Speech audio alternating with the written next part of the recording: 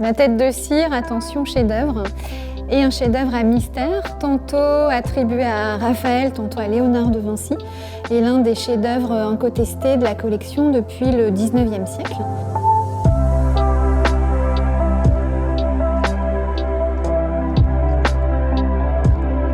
La tête de cire, c'est le petit visage d'une jeune fille qu'on imagine entre 15 et 17 ans. Un petit visage un peu pâle avec des yeux en boule de verre, une absence de cils, une absence de sourcils, une coiffure gracieuse. C'est une statue qui tout de suite renvoie à une forme d'idéal de beauté et qui va interroger plusieurs décennies d'historiens de l'art.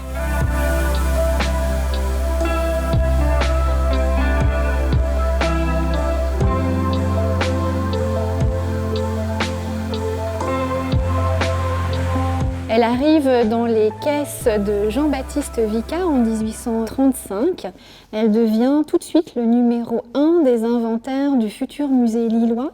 Elle est présentée dans une niche assez somptueuse avec un fond doré, une balustrade de protection comme dans un petit temple. Et de manière assez inattendue, en 1911, c'est la tête de cire de Lille qui est proposée comme œuvre de substitution à la Joconde du musée du Louvre qui est volée en 1911. Et c'est une statue qui a été énormément copiée.